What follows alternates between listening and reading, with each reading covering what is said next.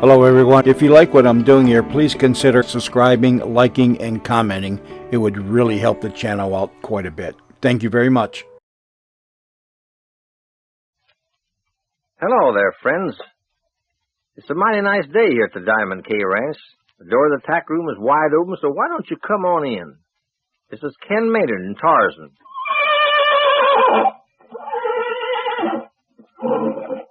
Bringing you another 15 minutes of Western adventure. You know, we're never too busy here at the Diamond K to stop and visit for a while. Say, you know, some folks said to me a while back, Ken, what's a tack room? We've heard you talk about it, but we've never been on a ranch, so we're kind of what you'd call tenderfoot. Well, I'm going to tell you right now that a tack room is a sort of a hangout where the cowboys can sit around and relax. They keep their saddles, bridles, chaps, well, all their riding gear and souvenirs in there.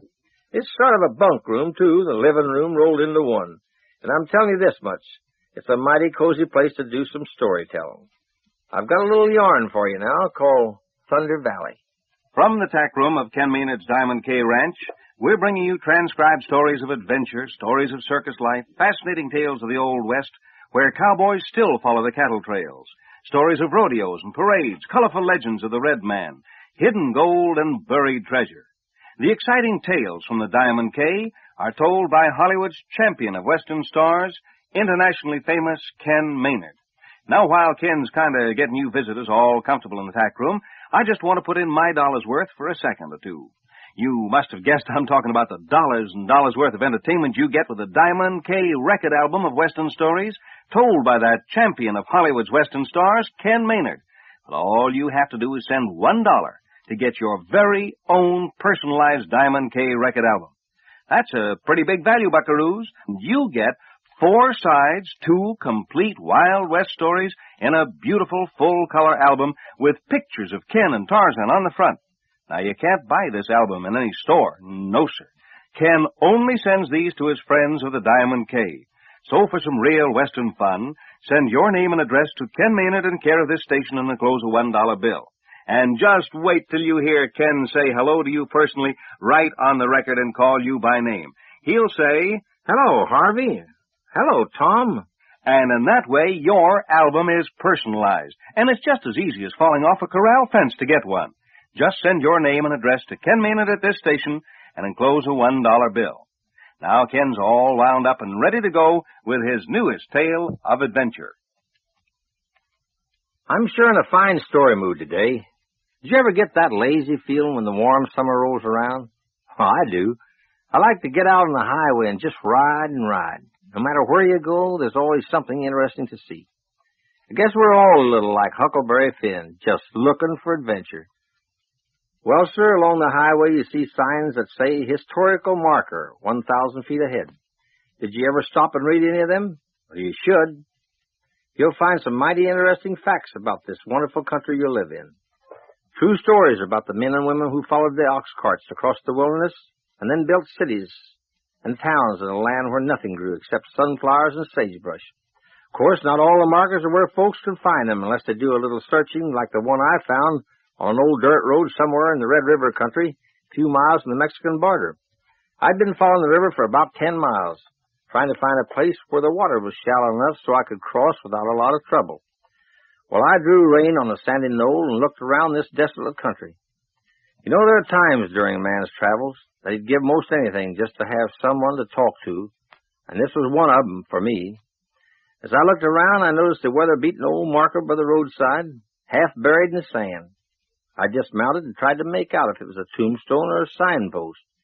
Near as I could read, it said Thunder Valley, hunting ground of the Comanche. There was an arrow pointing towards the north. I'd always been interested in Indian lore, so before the sun set, I was many miles into the land where the red men had once roamed. In the far-off distance, I noticed the outline of some sort of buildings, so I decided to head for there and make camp. Well, I spent the night there. Turned out to be called Sonata, a ghost town that lay at the base of Tucson Pass. I nosed around a bit, looking into some of the deserted buildings. Then I found I wasn't alone in this town. That was when I got acquainted with Charlie Skinner, the one-legged stage driver who lived in the back room of Hadley's abandoned livery stable. That evening, as Charlie boiled a pot of stale coffee grounds, I heard the strange story of Thunder Valley. Charlie leaned his homemade crutch against a chair and motioned toward the empty buildings that had once been the little town of Sonata. "Yes, sir, mister," he said. "I reckon you can call this a ghost town in more ways than one. But for the first time in 70 years, folks are starting to move back here. Mister, I remember when this was quite a little town. Then folks started moving out like scared rabbits, and it was them Indians that done it." Yep, it was them Indians, all right. It was them Comanche Indians. Charlie leaned forward as he reached for the coffee pot, and his voice was raspy like a fiddle string off key. He said, "Maybe you noticed the Box Canyon to the east. Got more colors than a rainbow when the sun hits it just right. Well, the Comanche camp was just at the base of the canyon. You know, mister," he said, "them Indians was a friendly tribe, no matter what you might have heard. Chief Thunder Eagle made a treaty with the government, and I reckon he meant to keep it. But you know how some whites are. Greedy. Yes, sir, greedy. They weren't satisfied to take the land, which I sort of figured rightfully belonged to them Indians. No, sir. They wasn't satisfied with that. Stole the Indians' ponies and what few cattle they had. There was some had an idea that the Comanches had a treasure of gold hid. Charlie got worked up as he told me the story. Paused for a minute and then said, 'Sounds kind of strange, don't it, mister?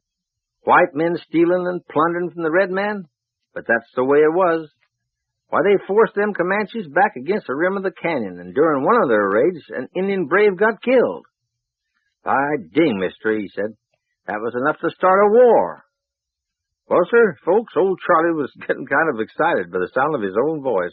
I reckon he hadn't used it much for years. Then he took a sip of black coffee to clear the frog in his throat and continued.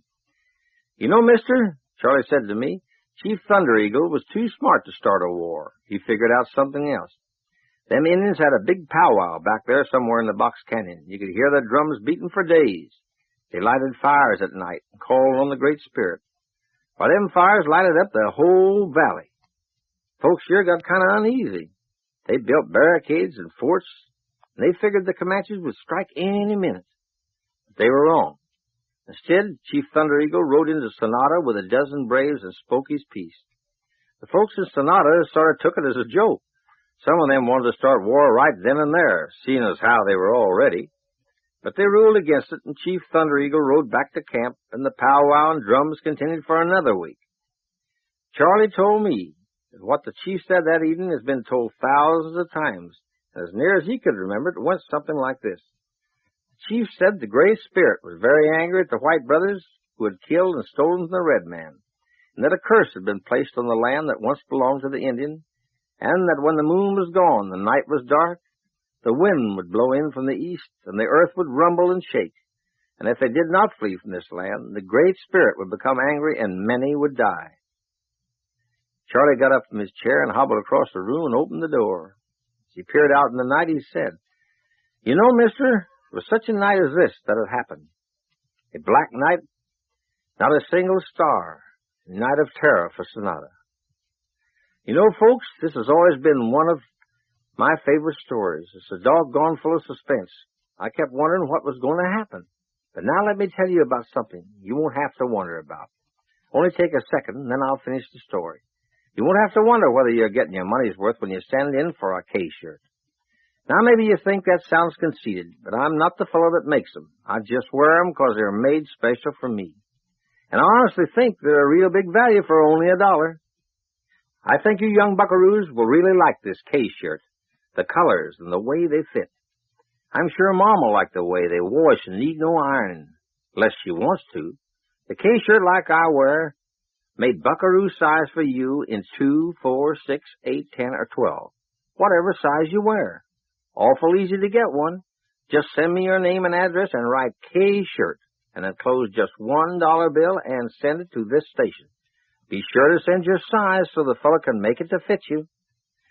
Well, now getting back to the legend of Thunder Valley, the shadow of fear crossed Charlie Skinner's face as he told me what happened that fateful night in Sonata.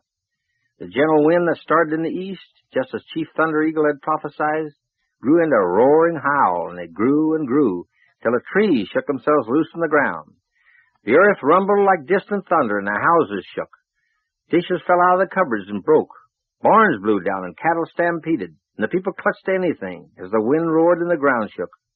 Charlie said, I reckon the Great Spirit was really peeved that night.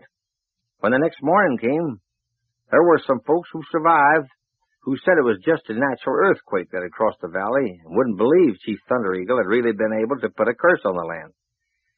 Charlie said, but his voice was scarcely above a whisper as he continued, but here's something kind of strange, mister. That was only the first time. Every night that the moon was gone and the sky was dark, the wind came in from the east, the earth rumbled, and the houses shook. Day after day, you could see ranchers and town folks packing what few belongings they had and getting ready to leave. And there, standing alone, high on the Tucson Pass, Chief Thunder Eagle stood, watching the settlers cross the valley and disappear along the riverbed. And year after year, the legend grew until the white man was afraid to come into Sonata. Charlie finished his story with, like I said, mister, there were some folks who thought it was just a series of earthquakes, but myself, I go along with them who realizes there are a lot of mysteries in this world we've never been able to figure out. Well, that was the end of Charlie's story. I really didn't know what I thought about the tale of Thunder Valley, but as I left the little ghost town of Sonata the next night, I turned in the saddle and looked at the mighty cliffs of Tucson Pass. And for a moment I thought I heard a far distant rumble like thunder, and felt a sudden tremble in the earth as it crossed the valley. And as I rode towards the banks of the Red River, I wondered about Chief Thundercloud and the mysterious tale of Thunder Valley. My goodness, Ken, that was... Oh, boy, that really had my hair standing on end. What a thriller. And, folks, Ken will be back in just a minute or two to tell you about his next exciting Diamond K tale. And while he's deciding which one it's going to be, I want to tell you young buckaroos about another thrill. You know the one I mean. The thrill of hearing yourself called by name when Ken says hello to you personally on his Diamond K record album of Western Tales. Now, everybody will know it's your album because they'll hear Ken talk to you and say hello personally. The album contains 2 wild and woolly Western tales told as only Ken can tell them from his true experiences. Why, you'll have more fun than a circus playing them for all your friends, and I'll wager Mom and Dad will kind of listen in, too. You know how to get this album, don't you? Just send your name and address to Ken Maynard, in care of this station, and enclose a $1 bill. Send your name and address to Ken Maynard. See, I'm going to spell that for some of you. If you don't already know, you should. That's K-E-N for Ken, Maynard, M-A-Y-N-A-R-D. Ken Maynard, in care of this station, and enclose a $1 bill. No fooling. It's the biggest value in a record I ever heard of for $1. And I think you'll agree. So send for yours today. Now let's just rope Ken in here for a few words. Well, folks, it's time to bring our story roundup to a close. This is Ken Maynard and...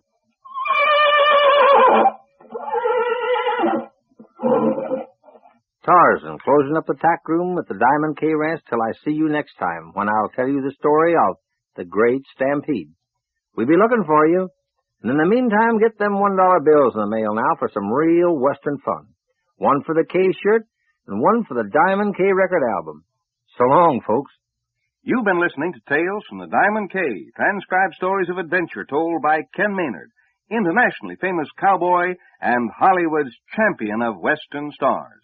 Tales from the Diamond K was produced in Hollywood.